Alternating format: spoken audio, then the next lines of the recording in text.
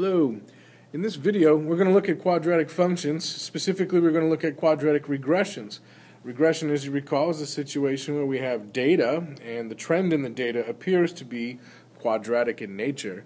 We can use technology to get an equation that would fit through those data in the shape of a parabola as best as possible. It's called a regression equation. The issue for this video is what work do we use the calculator to do for us, and what work do we write down so that the reader knows that we know what we're talking about.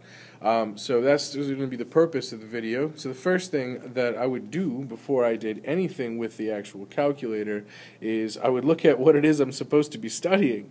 So, with a brief little overview here, apparently we have a single runner who's doing a 200-meter dash, and they were able to get this guy to run his race, or this girl to run her race, with various types of wind. So here, if the wind speed is -6, I suppose that would be against the runner or in the runner's face, in your face. So if the speed of the wind is strong in the opposite direction of the runner, it's going to make their running time 2.28 seconds longer. Clearly it shows here that if there's no headwind, then there's going to be no change in your average running time. But if you have a tailwind, the wind's at your back, it's going to increase your speed, therefore it'll take you less time to complete the 200-meter dash. So now I understand what the data are trying to show me. Now I actually need to see the data and to run my regression and to do all that other stuff. So just before I do that, just look at my questions. I'm supposed to find a quadratic equation. Finishing time as a function of wind speed. I actually didn't read that carefully, and the variables you'll see in mine, I defined my own variables, so I should have paid more attention. Anyway, it also says determine the wind speed if there was a 3.1 second increase in the finishing time. So here there's a 2.28 increase in finishing time, so we would expect that there would be a wind speed that's more than 6 miles an hour headwind. Anyway, that's all the thinking. That's the thinking part of the mathematics. Now we're actually going to use the technology part.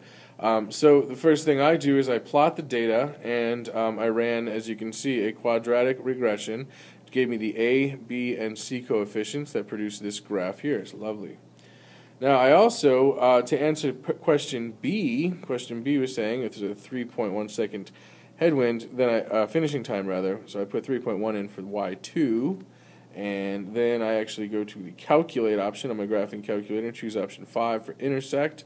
And when I do, I could see that the y value, will there be a 3.1 increase in time if the x value is, it says, about -7.73. So if there's about a 7.7 mile an hour headwind, it's going to increase your running time by 3.1 seconds according to the data collected shown here. So that's all what we have to do with technology. If we had a graphing calculator and a question like this is all the stuff that we would need to do. But we need to do a write-up that indicates that we are in an algebra class and we know how to use algebra. So we go back to, first of all, when we see the graph on the calculator, what do we do with it? And the answer is we need to transfer that information onto paper. What we could do with paper is we could include the labels for the x and y axis in context, and we could actually put down some of the number values along the x and y axis so we can get a sense of the appropriate scale.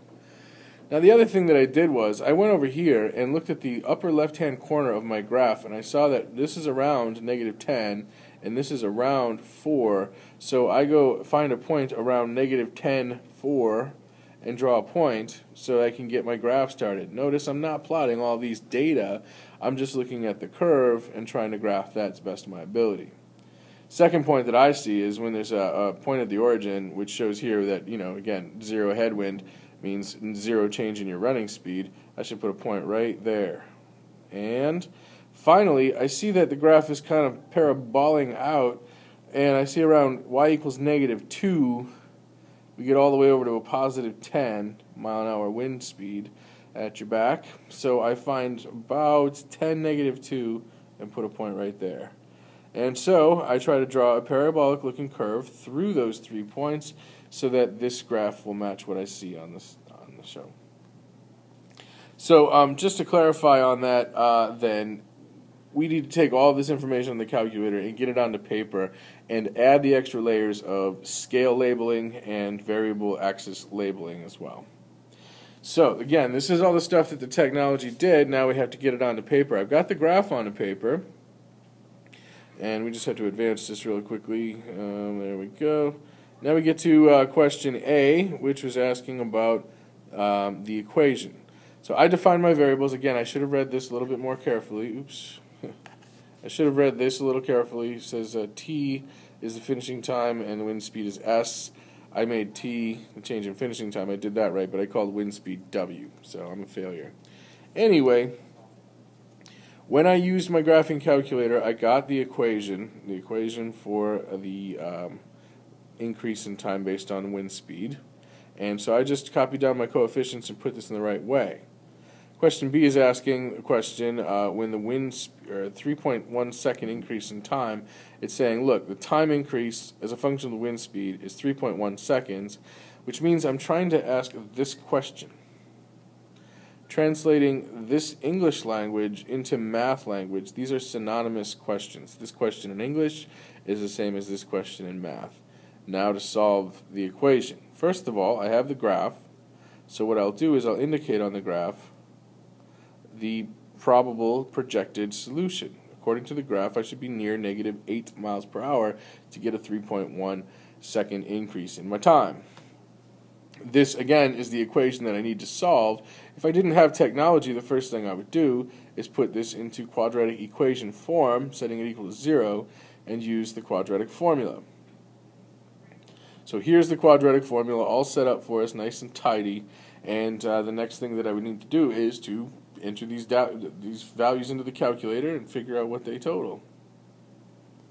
Here you can see me putting in the data into the calculator, and here's the quadratic formula again. I can just copy paste it, and the approximation that comes from my calculator. Finally, there's an answer in context. So I have to write a quick sentence that says what my question or my answer to my question means. And basically, if the runner had a 3.1 second increase in their run time, they were probably facing a 7.7 mile an hour headwind. So that's in your face. So once again, just a quick summary. What I do with the technology, I enter the data and run a regression. I can display the data. I can use the function mode to find an intersection to solve equations.